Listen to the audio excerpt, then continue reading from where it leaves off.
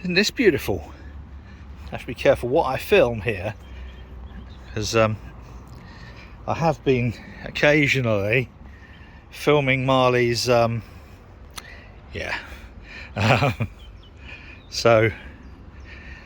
I won't let that creep into the vlog.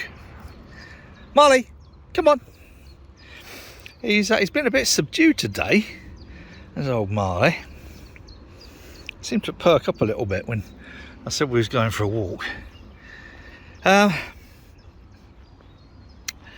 what are we on today? Yes, I think I did a bit of film about that bloody toilet extractor. So typical, isn't it, when you want some paint? I've got some other stuff which is like a resiny paint. It doesn't smell like resin, but it came from a friend's friend who used to sell it to places like catteries and kennels, and it's the stuff you put on the floor and it, you know, but I think it needs a hardener. I've been looking for all the boxes of it I've got, and I can't find a fucking hardener. Typical, isn't it? So, not sure, I might have about 40 boxes of stuff that can't be used. Either that, or I'll take it to someone who knows about flooring and ask them what they think. So yeah, back at the meadow. I haven't done a vlog for a couple of days, mainly because I had so much that I've wanted to do in terms of clearing the boathouse, Stephen Law, please note, and getting Grumble ready to move out onto the street, because we're having our first little do on Saturday. This Saturday coming. It's not going to be a big do, and the boathouse isn't going to be anywhere near properly cleared out. That won't happen properly until the little building's built on the outside, the brewery's built on the outside, and we've moved on to that big boat. So probably not, realistically not properly this year. Is that right, Marley? But we're gonna have a do anyway. I've been a little reluctant, I have to admit, to run any events, because I'm still a bit worried about COVID, and one may believe, as one wanders around, especially in do you want me to throw your ball, darling? Do you? All right, are you ready? One may believe, as one wanders around in supermarkets, etc., bars, etc., whether COVID ever existed, judging by the way people behave. It's worth noting, however, that we have rising numbers of hospitalisations. So don't let your guard down. So, which is why I've been a little bit reluctant, I have to admit, to have any indoor do's, especially as some of the people who will be potentially attending, and this is the point of the club really, is to make it accessible to everyone, which for me, because of what I do, also means severely immunocompromised patients who have I see you have a little roll and a wiggle, mate, who have, for whatever reason, whether it's chemotherapy, radiotherapy, they need to be a little bit more careful. Although, as most of my patients are terminally ill, a few of them have said, "Oh, look, it doesn't really matter. It might be doing me a favour." But I don't see it that way. I don't really want to have a super spreader event, and I don't think it wouldn't be good form. It's usually frowned upon if we end up with dead patients. So yeah, won't necessarily be having lots of massive, but we will be this weekend. I'll be experimenting with some of the new projector modifications, upgrades anyway. Right. Oh, by the way, I'll do another video, which is I've got the kettle, or copper if you want to call it that. It's all ready. So We have HLT done, the copper done, and Ian Powell's mash tun ready. So at some point I'm going to do an initial trial 80 litre, which will probably end up being 60 going into one of the Firmzillas and 20 going into one of the others, and then I'll just have a different dry hop, and then I'll fill a 50 litre keg. So that'll be coming up soon. But for now, let's go back and re-examine these toilet extractors.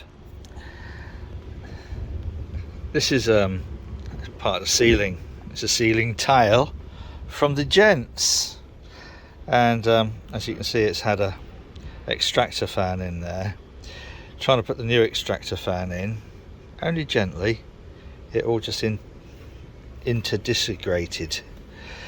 So I use that as a template on a piece of 6mm ply, and I'm worried that it probably shouldn't matter, but I'm worried that, because these are supposed to be fire rated, a piece of 6mm ply isn't, but I don't think it's big enough to be a significant issue. So chop down a piece of 6mm ply, chop a hole in it, and then bang it up on the ceiling with a little bit of grotty paint.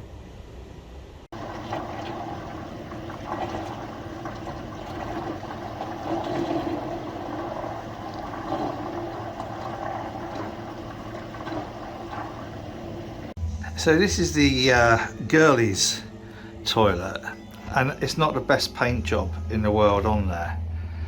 I think you'll agree, but I don't think anyone will notice. They'll be too busy looking at the artwork, hopefully. And the bit in the boys' toilet is smaller, and it's there ready to go up if I don't break it in the interim. And yeah, I think it'll be okay. It's not a huge amount of wood, is it? And everything else is wood around it. So in the fullness of time, all this ceiling is going to be ripped out when we make the proper accessible unisexes toilets. You couldn't make this up, as is always the way. The extractor in, which is sort of like the shower stroke what will be the dressing room, stage green, not green room, but the dressing room, that one's just packed in as well. Good job I got a spare. Postscript to the video, getting a bit tidier in here. So we have the new Keyser. I just cleaned out all of these new lines because they were new hose, not hose, you know, new beer line. Needed cleaning, bottoming in, I think it's called. Clean these ones out as well. This is Keyser number 1. That ironically is Keyser number 3 on the automatic system. Keyser 1, this is Keyser number 2. And the reason I've got them round this way, sort of, is all of those are our beers that we've done. It's different recipes. These are the 4-ciders that we made with apples scrumped and otherwise collected last year, and we have 2 wines in here and a few beers, but the 2 wines are Ash Sauvignon Blanc, and then there's the Chateau Arasca. Here got a Maxi 210 beer cooler which was making all sorts of noises yesterday. Wasn't too sure why. I popped the lid off, had a look inside, it was empty, that was why. So I filled it up with water on top of the glycol that it had in there, and it is currently sat at 6.9. so I'm going to turn the thermostat. I might replace that and in the 310 at some point with a STC 1000. Should be fairly simple to put in, it just means cutting this out properly. So this is cooling down, well, will be cooling down the 2 bitters that are actually in corny kegs, but they're going to be delivered on the beer engines. So we've got my 5 points sort of almost nearly. After Chris did it, I thought I ought to do it, so it's all down to Richard Williams, it's his fault. And there's also the Sussex Best using the Sussex 1 yeast, which I don't know, I'm not sure if it's as I remember it. It's supposed to be Harvey's, but this is at the moment just Watter. So I did I've flushed all this through 3 times, and these 3 times with the purple beer line cleaner. Come on, purple, this, there you go, purple beer line cleaner. I've got my teeth in now. Right, so, and then this, I was going to think about using this, but somehow it's decided to seize up. Not sure why. Something's not right there. It was moving all right before, but anyway, that's irrelevant, don't need to use it. So these 2 Angrams are now pouring beautifully. Look at that. And they're just using the demand valves or check valves, whatever you want to call them. The reason for those is simply that if you don't have them, then the beer will just push all itself out all the way out of the pressurized kegs. So give these a final, I'm going to pour another 20 litres, well it's 19 in a keg, 19 litres through, so everything's nice and clean, sanitized in the extremis. This I've actually put on one of my timers, digital automatic timers that I can control via the phone, so that will turn on at 3 in the afternoon usually. What time is it now? Crikey, it's 4 o'clock. This is all ready to get rolled out of the way. I'm going to have the new brewery sort of like on display, along with the old brewery sort of on display. Well, this was still going to be a pilot kit. So look at this space.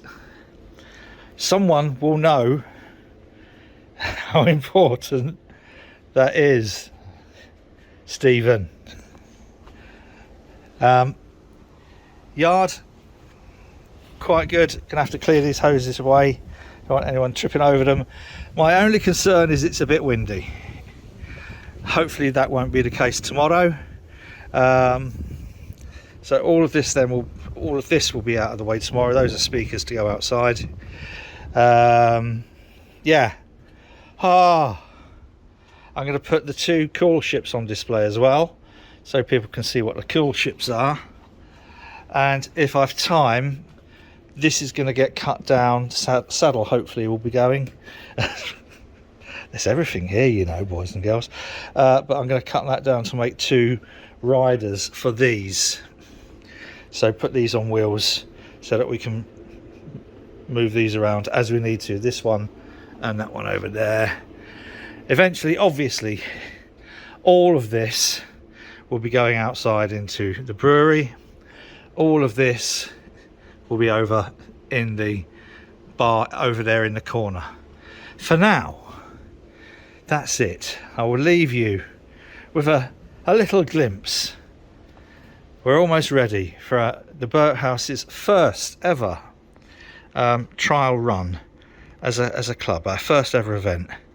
And for those who are interested in these sort of things, we've got all our projectors, which I've just been pat testing, and we've got 3 new LED converted. That's 230 watt. These are both 120 watt.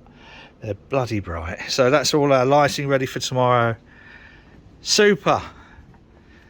Hope to see you then. Whatever you're doing, do it carefully and with a smile. Cheers. Look at that for a thumbnail.